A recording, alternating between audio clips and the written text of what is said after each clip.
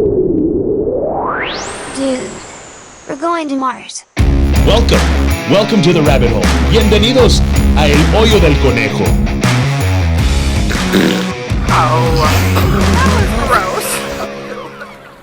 Oh, hey, I didn't see you there.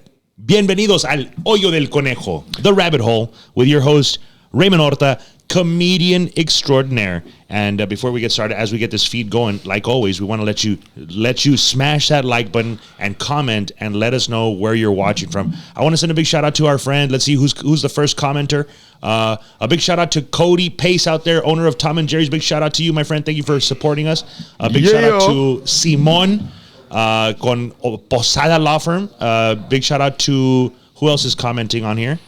Fernando Brambila out there in California. Thanks always Cali in the house, baby. And we really appreciate all the ones that comment on there. We appreciate you guys so much because like we say, the comments help us beat the Al Gore rhythm. So that's that Russian stuff. Somebody called it instead of the algorithm, they called it Al Gore rhythm. And I was just like, I like the way that sounds, dude. So now every time we try to beat it, we're going to try to beat the Al Gore rhythm. It's that global warming cha-cha. Yeah, baby.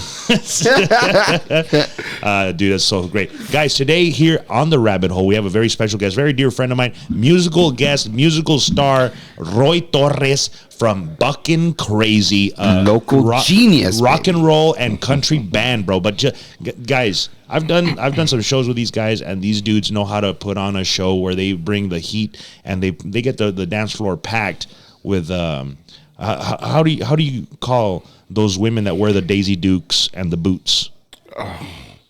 Goodness. I date hot women with Daisy Dukes. I was just wondering if they had a name for it. No, special name, bro. Dukes and boots, man. That's Dukes of Hazzard. When I see a girl like that at one of their concerts, man, in Daisy Dukes Sins of the Flesh boots, yeah, it's like, but that's you have like merchandise for those girls, no? Like, back in the day when I first started, I was selling female underwear with Buckin' Crazy. I've seen it, dude. I remember that. Wow. For real. They were titled. They had the sayings, "Buck off" or "Let's buck." It was all a joke, and they sold out one night, man. I should bring that back, baby. Puras tangas. Yeah. Man, and Roy, how long have you been playing music as a musical artist? Okay, as a musician, I've 35 years maybe. Wow, yeah, dude. I was young. So I was traveling around with my dad, but I was always a guitar player. I was never a vocalist. I became a vocalist maybe at the age of 34. What was the first moment that you said that you wanted to be the lead singer of your own band? I remember I just didn't want to go to work. I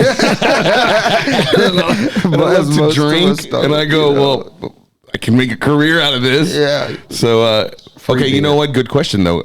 I remember going karaoke. I was with Bonnie. Okay. Bonnie and Annis. We were hanging out at Peckers in Wesco. Yeah. Or something like that. I've done a show there. But one of the, when it was Green Acres. Okay. That Peckers, the original. Yeah. And so I sang a song. I just had the nerve to get up there, and I sang a song, and someone gave me a compliment and said, man, you should be a singer.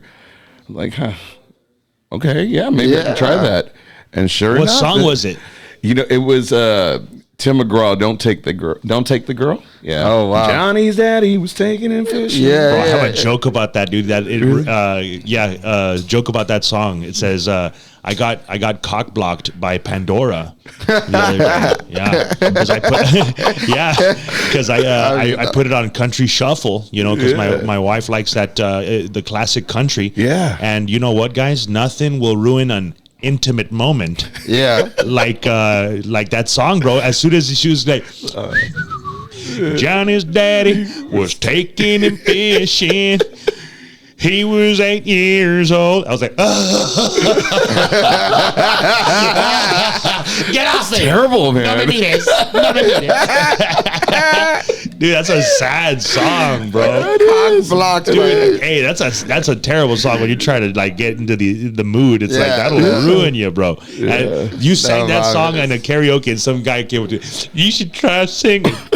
It was quite beautiful. It hit me right in the heart. I don't think I'll ever be doing that song again now. Every time you do, just think of me. Exactly. Yeah, that's locked in now. That's locked in for sure now. Nothing By the way, is this is funnier. some good water here, man. Yeah. Thank you, brother. Aguatehuacan, Yeah. or how white people call it, a Tehuacan. Get you a Tehuacan and drink some Tronco de water chill. today. Hasta el tronco de chill. So, Roy, when you had that karaoke moment, because dude, karaoke down here in the valley is different than anywhere else. Okay, anywhere else you go, and karaoke is like you get drunk, be a train wreck on stage. That's fun. Right. Down here in the valley, bro, serious it's like business. nah. I'm gonna go up there because I'm a star. Right. Yeah. And people, dude, the valley is Yeah. talented. Oh my god, talented. Ton of talent. And I'm crushing it. You would never think that this girl's like a medical assistant. She's over there singing Rocío Durcal better than Rocío sings Rocío Durcal. Yeah. And I'm That's like, how that girl from that commercial, I got the job. I got the job. That's how she got it. Dude, like that. I'm Karaoke, serious. bro. There's some serious talent out there. I have a friend of mine, que está gordito, güey. Yeah, and yeah. he's balding, and he's not very conventionally handsome, right? Yeah, for sure. And that's how he goes and gets chicks, bro.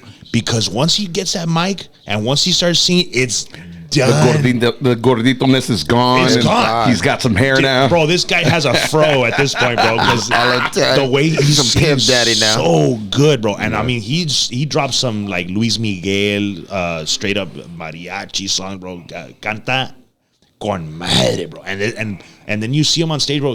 Like you said, he loses that insecurity. Yeah, for sure. And, bro, I've seen it firsthand.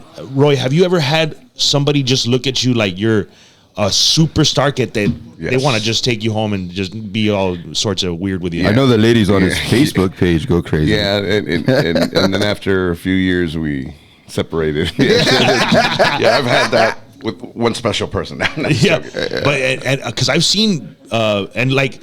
Because are you originally from down here in the valley? Donna, Texas. From Donna, Texas. So whenever somebody's from the valley and we're crushing things and we're killing it, I love the valley because we as each other, like we never throw each other like Nambes es el vato de Dana. You know what I'm saying? Yeah. Like down here in the valley, I love the valley and I love living here because anywhere else, it's like, oh, it's Raymond Horta, it's Raymond. Oh, ¿qué onda, Raymond? And down here, it's like, Nambes, ¿qué onda, Raymond? Like they don't even see you as big as you are, and I like that. Yeah, I like that. Yeah, because I don't want to.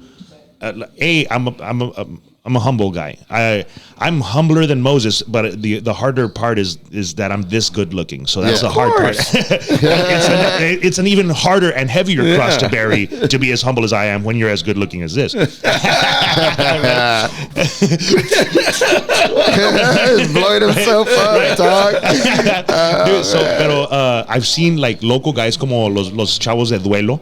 Right. Oh yeah, and they're international superstars, but I just see them as dudes from Rio Grande. Yeah, or they're from Roma, I think, right? And Intocable is from Zapata, right? Right. Yeah, and I just again Intocable, son los vatos Zapata. Like I don't really see them as these hardcore like superstars. And I just see them as colleagues type thing, right? Yeah. But I've seen these dudes like I watched Duelo perform one time, and they performed and they pulled up with their tour bus and they were parked right behind stage. And when they got off, there was chicks there. Oh, yeah. And I'm thinking, estos vatos son de Star County, que tienen esos vatos, right? And their wives got off, bro. There was a lady holding a baby, making sure it's like, no, that's my husband. That's my husband. Yeah. I've been through that too. That's what I was going to ask you. Like, tell me, have they gone crazy for you, bro? You know, it when I do start a relationship, not like I start thousands, but the relationships I've had, I've made it clear, like, this is my business. This is I got to be out there promoting myself. Yeah. You know, and that comes with a huge territory with women, right? It does. I've only been married once. This is before I became Mr. Bucking Crazy. Yeah. That was already done with. As a matter of fact, the marriage was done before you became Bucking Crazy? Before I became Bucking Crazy. I actually lived here for about 13 years. In Brownsville. Right here on Price Road. Browntown, baby. In the Land of the Lakes, man. And I came up here earlier this morning or this afternoon right after lunch, and I was like, wow, it's grown so much, man. It's beautiful up here. Yeah. It's beautiful. But I was working at South Padre Island for the Public Works Department. I was there for 8 years, and I was doing the Tejano music. I was just a guitar player. Yeah. So I didn't get all that attention. You know, it was just regular guitar player in the background. Yeah. Now it's totally different. When you're totally the lead singer, it's a different thing. Totally different. And so, what would you say that when you made that transition, what was it that you needed to make? Did you need to make any big time changes to yourself? Did you need to hype yourself up like I did earlier, like almost like fake it till you make it till you really filled in that role?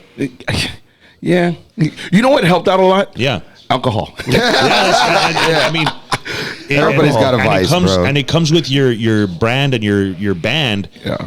It's supposed to be like party music and having a good time. And I'm sure that that carries an extra stigma with you having to be on stage where they're giving you beers and stuff like that. Oh gosh, once I was playing here at Wild Bill's, and I remember taking a shot, and I don't remember 24 hours after that. It was just like, I remember waking up, and I saw videos of me just on the side of the stage with my eyes open like this, and I think I was roofied. What? Yeah, it happened. Yeah, it was terrible, man. I was a devil that night, man. It was crazy. So now I'm if I know you, like if TJ goes, I'm going to take, accept the shot. Sure. But we've done it at Tom and Jerry's. Yeah, recently.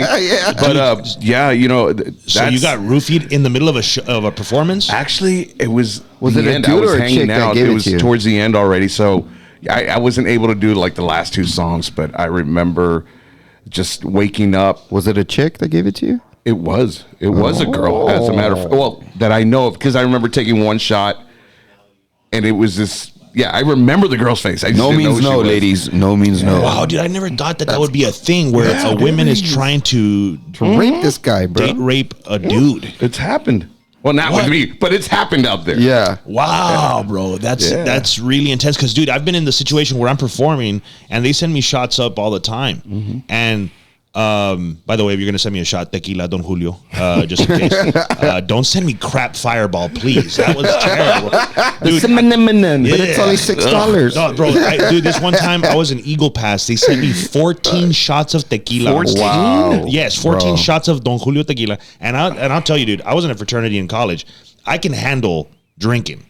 I took those 14 shots of tequila, did the show like nothing, bro. I was kicking ass, killing it. And then at the very end of the show, at the very, very end, when I was doing my last joke, somebody brings me a shot of Fireball to mix it all together. Oh, bro. And I was good. 14 shots of tequila in, and I took that Fireball. I was like, bleh, like, man, you just ruined my whole night. And I just I finished the joke and I get off stage and I was like, I'm still good, right?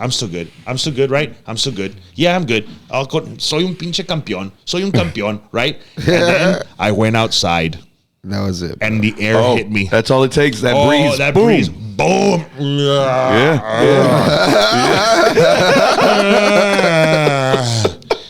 Dude, my dad drove me home, and I fed the coyotes all the way home, bro. Just, just another few miles, and had it not been for that Fireball shot, bro, I would have handled that like nothing. But that Fireball, crazy. It is crazy, man. I'll never drink that again. That's why I don't drink. Fireball is nasty. Can't But as an stand artist, alcohol. it's hard, and it's you're put in a social situation, especially when your band is called Buckin' Crazy. Oh, yeah. And they give you a shot. You gotta live up to that I name. need to. Right? How hard is that as an artist for you? It's tough. Yeah. It's tough. When you show a little bit of weakness, that's it.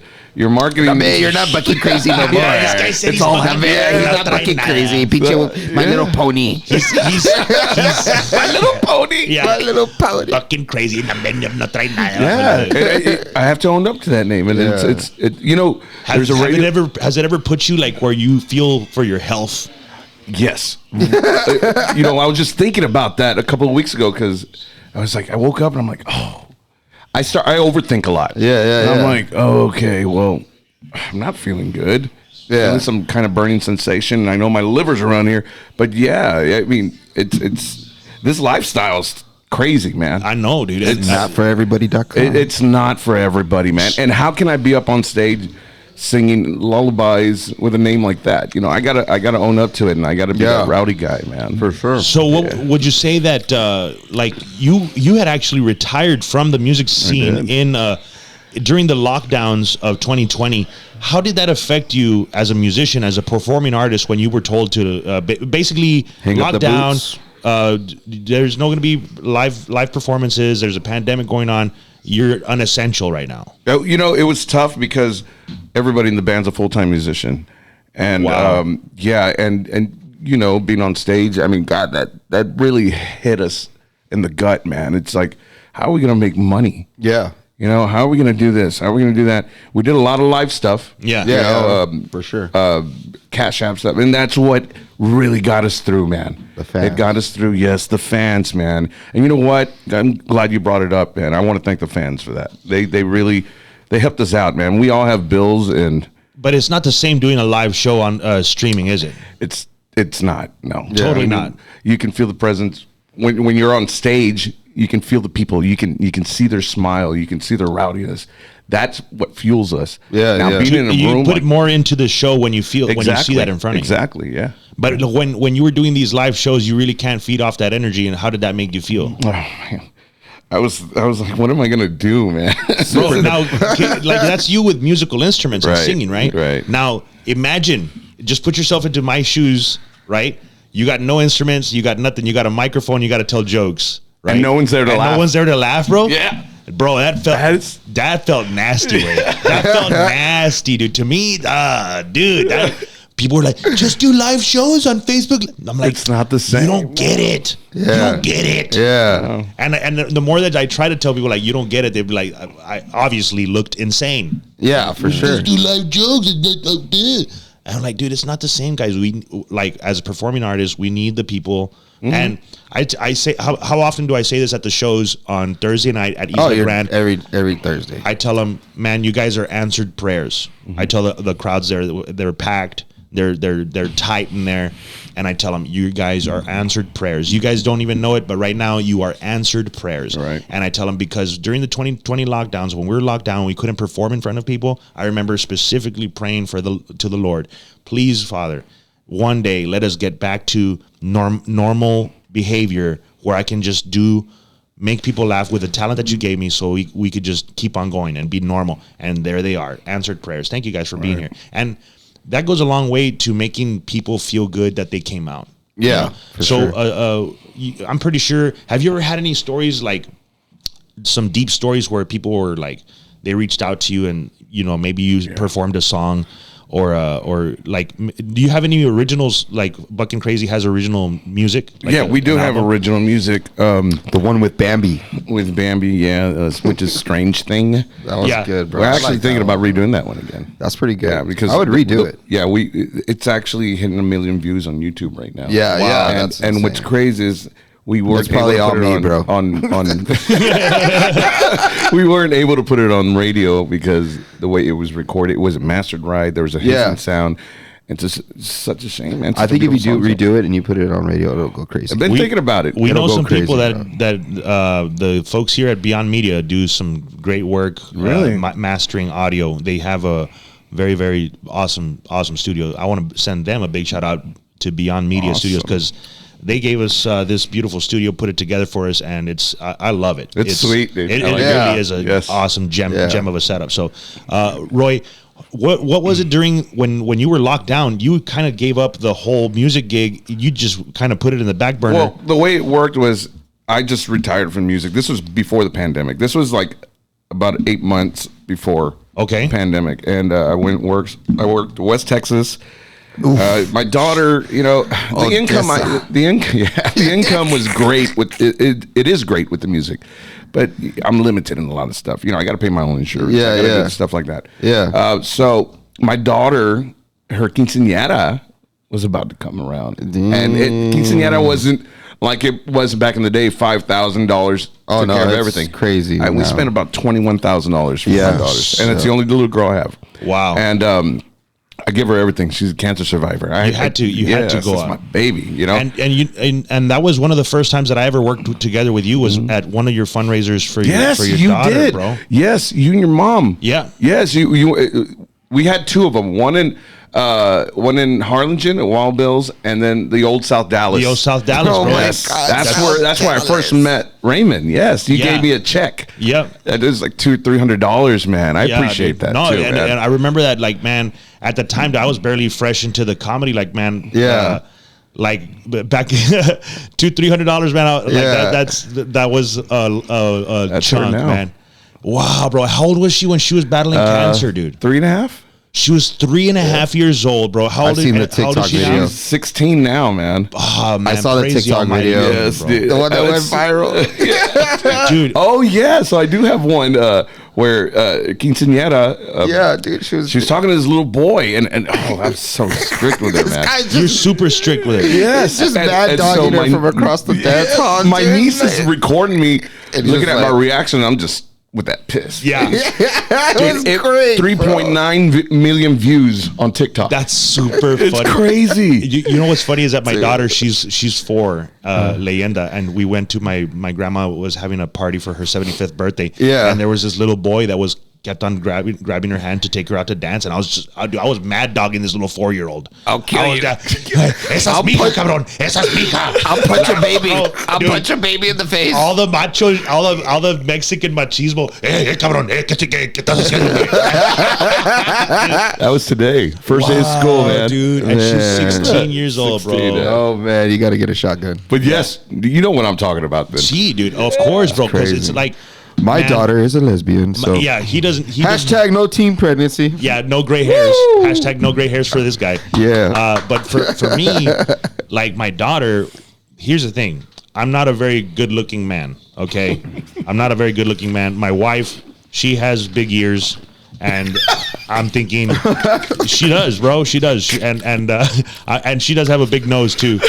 And I'm thinking, man, because when my son came out, bro, estaba feísimo, bro. He was ugly. When he came out, bro, he looked like a catfish that I got out of the bottom of a river. Like, it was crazy, right? No, hombre, I'm serious. Of course, my son grew up and filled in beautifully, but he was born premature. Yeah. Bro, he was like 5 pounds, dude. He was like as big as a little TV remote from Time Warner. And I have a picture of him like next to TV remote. Yeah, I have him next to a picture of a TV remote, and they're like he's just a little bigger.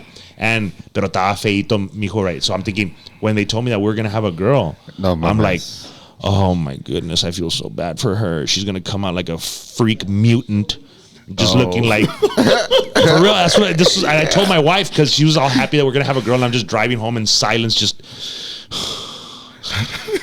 And she's like, "What's wrong?" It's like, Fucking crying. "You don't get it. You don't get it." She's like, "What? Look at me, and look at you, and then look at us putting a girl together. She's gonna be a freak. She's gonna be a mutant. They're gonna make fun of her. She's gonna have self-esteem issues. She's gonna be ugly." Oh man. I'm glad that we're having a girl because she's not gonna be wanted, and I'm not gonna have to worry about her. She's gonna be like that girl Dora from A League of Their Own. The one that was hitting on the home runs. Bro, yeah. She's gonna be the grand slug. What a hitter! Yeah. Well, I'll put her in softball. She'll be the champion hitter, bro. When my daughter came out, bro, perfection. Oh, Dude, perfection. That's and you know true. when babies come out of the oven, they look ugly and they kind of like. Yes, I remember talking to my daughter about that. Dude, this little girl came out absolutely stunning. Really? Absolute perfect. Dude, put my foot in my mouth and chew on it and swallow my whole foot. This little girl came out with gold hair, perfect little nails, ocean blue eyes, golden locks, and I'm just like, the most beautiful girl in the world. Like, I'm not even saying that because I'm a dad. Yeah. No. Like, I was like, oh, I have to up my gun arsenal by a lot. Oh like, yeah, for sure, bro. They tried to kidnap her. Remember at Walmart? Dude, they were like, she's too good looking. She's like attracts the attention of these like weirdo people. Yeah. Yeah. It's like I know exactly what you mean. Yeah. When you're like, hey, cabrón. Like, so it's like being a father, especially being in our industry, Roy, show business. You see how hard you know exactly the type of men that are out there. Oh, yeah. And you're thinking to yourself, you're wanting to protect your daughter away from guys like us. Yeah, guys like my band. Guys.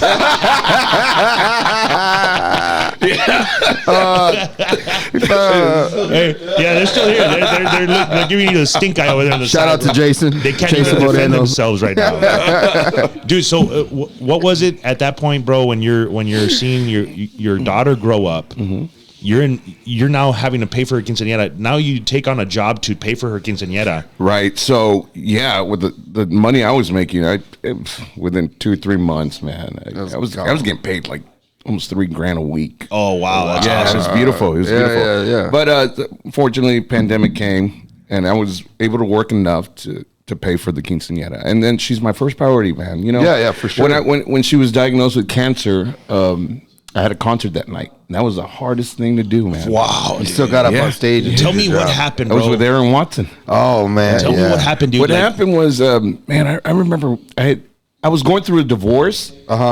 And we were dealing with the cancer too. Wow. So I get a call in the morning, and it's my ex-wife, and I go, when she calls, it's something not too good. Because normally she'll just text me. She called again, and I go, oh my gosh, it's not good. So I answered. She's like, hey, we're at the doctor's office. She's got a fever of 102, and it didn't want to go down, and they're doing blood work on her, and the count was so bad that they had to do it 3 times. They couldn't believe her blood The T count. cell. Yeah. The T cell count. Okay. So she was that white, man. She was very pale, and she had a smile on her face, man. Wow. She just nothing bothered her, An angel. and it was kind of scary because you never knew when she was in pain. Yeah. you know. Yeah. So so then I hauled butt to Mission, and they said you need to take her to the ER. Okay.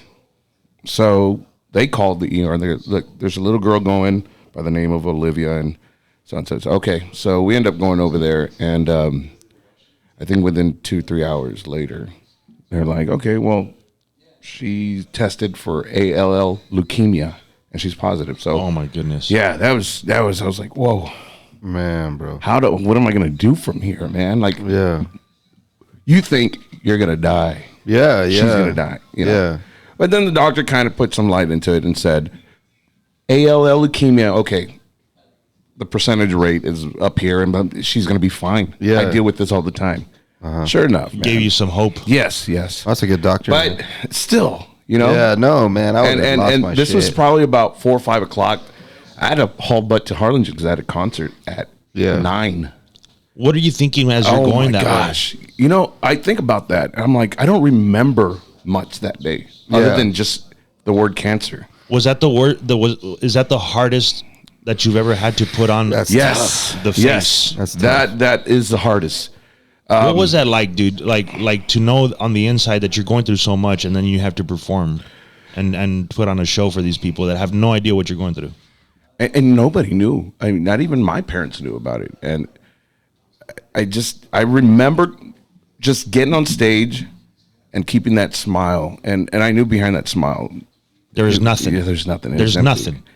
nothing. It was tough, man. It was tough because as soon as I got off stage, I go, what do I do from here now? Man, that must have been crazy because like you just poured your whole performance, Right. and then you think you'd feel euphoria and adrenaline, but no, as soon as you get off stage, your priority goes back to thinking about your little girl. Yeah. And that must have been such a mixed bag of emotions that you Very just went through big, in the span of a couple of seconds. Man, it was. I remember I didn't sleep for days, and that was without drugs. Yeah. I didn't sleep for days, Oh, man, man. bro. I rember I can't imagine. raccoon eyes. I was just like, God. Man. Did you have any other gigs after that? Like that were Yeah. real? I had to work. Yeah. I had to work. You know, I Yeah. mean, I couldn't just call in. You know, Yeah. I've never had to cancel a show, but you know, I need the money. So it was tough, man. It was tough. And I remember talking to my little girl. I said, look, there's something wrong with you. She's 3.5. Yeah. There's something wrong with your blood. And she's like, okay, Dad. Oh, man. Look, I was just thinking bro. about that. Yeah. Okay, Daddy. And it's like, oh, man, how do I explain this to her? Yeah. You could die. No, she's not going to understand that. No. Or if not, she's going to read into it wrong. Yeah, yeah. So we got together, Mom, and by the way, her mom is still my best friend, man. That's awesome. This really made us very civil. And so we got together and we said, we're going to make this a journey. We're going to make it fun. And she's like, okay, Dad. So we got through it, man. She fought for about 3.5 years, man. 3.5 years. And So she's in remission. I remember. She's in remission. Well, she's considered survivor now. She's 10 years cancer free? Oh, that's Wow, awesome. mighty Yeah. king. Awesome. Yes. So now she gets checked every 5 years or something like that. Oh, okay. But yeah, it was real tough, man. I just didn't want to talk to anybody. I was a hermit. You wanted to be isolated. Yeah. And what did you ever have that moment where you pleaded with God for her life? Oh my gosh. I remember flipping the bird. I was so pissed. I was Yeah. like, how can you do this? I go, first of all, she was born in vitro. My ex-wife and we weren't able to have kids, but I got to pick Olivia up. I got to pick her out and screen. Look, I want that little cell right there. Oh wow. Yeah, I got the one that was going like this. I go, I want that one. Okay. This is like going shopping, dude. That's what I thought. That's crazy. Yeah. And so, man, I remember, I forgot where we were going with this. You had asked me a question. When, if you ever came to a moment where you pleaded with God. So I was so pissed. I was like, how can you do this, man, to a little girl? I go, I had my 2 months, man, of anger. I didn't want to hear the word God, the name God. I was just so pissed. But then I go, you know what?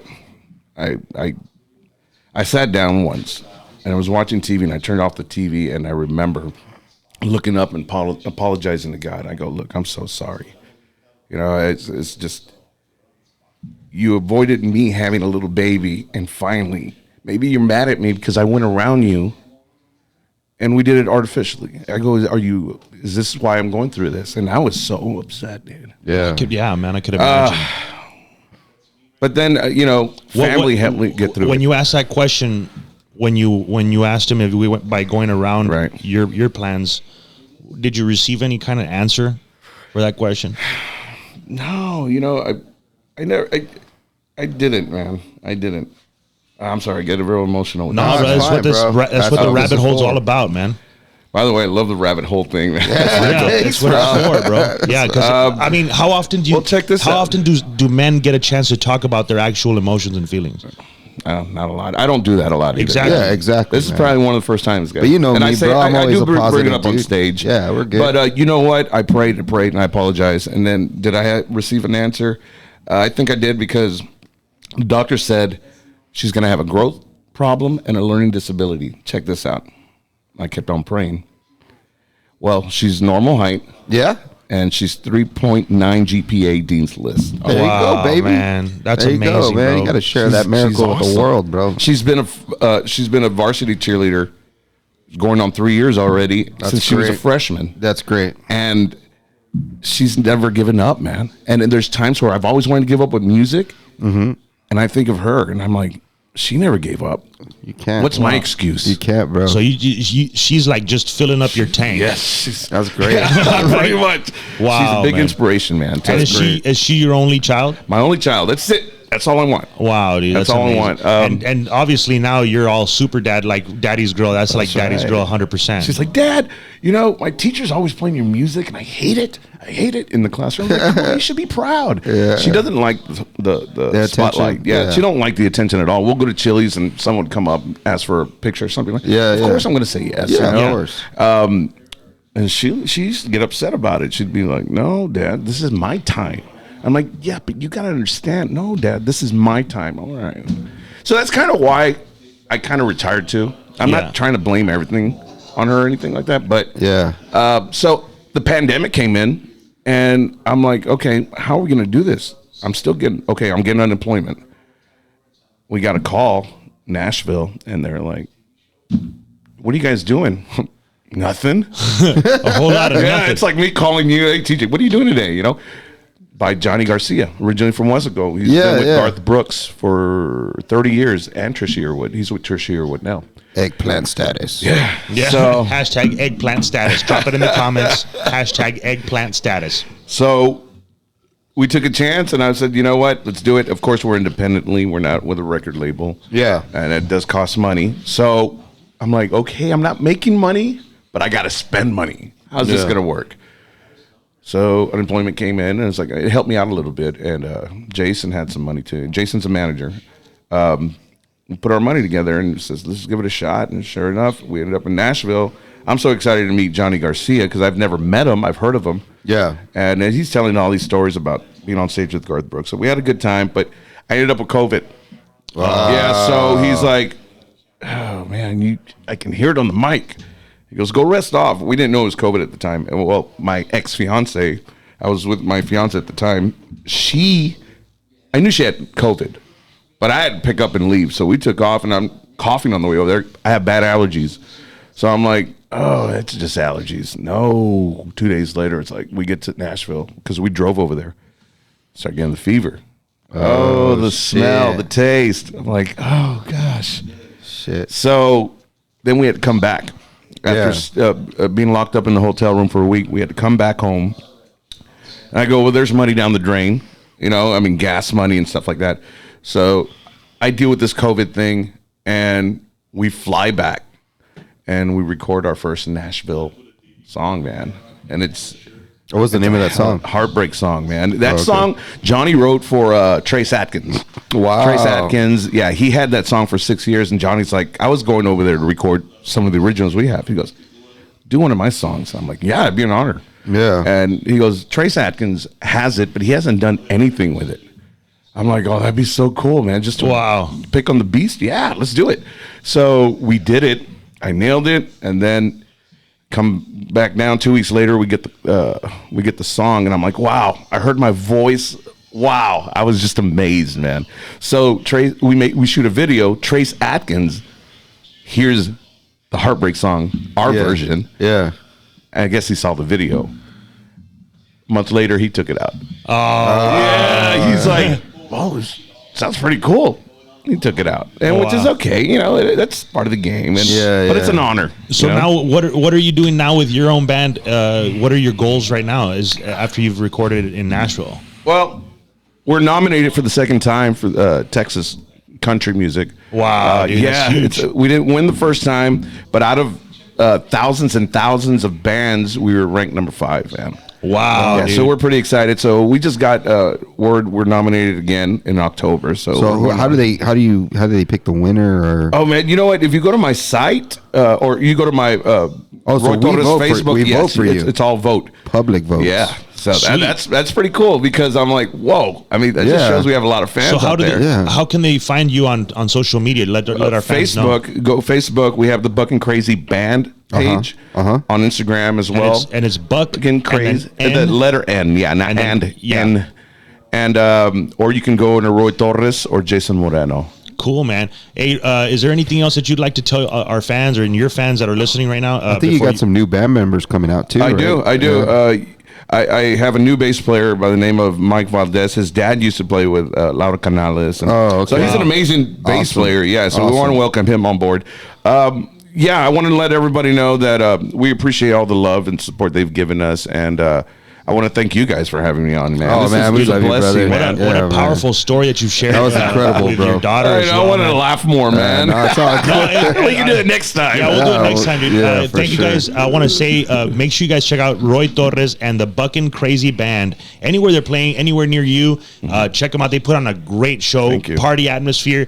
Take a date out there, man. Do some dancing. They don't take a date. There's plenty of leftover girls. Dukes and boots, baby. I'm single now. Some Dukes with boots, baby. The Dukes and boots, man. So Roy Torres on Buckin' Crazy. Thank you so much for joining us. And like always, guys, if you watched all the way to the end, we like to pray for our audience and make sure you put comment on there. Watch till the end because those people mean the most to us. And as always, I just want to hope and pray that the Lord keeps you and He shines His face upon you. And may the blood of His Son, Jesus Christ, cover your home always. God bless you guys, and we'll see you next time on El Hoyo del Conejo, the rabbit hole. See you next time, friends. Stay blessed.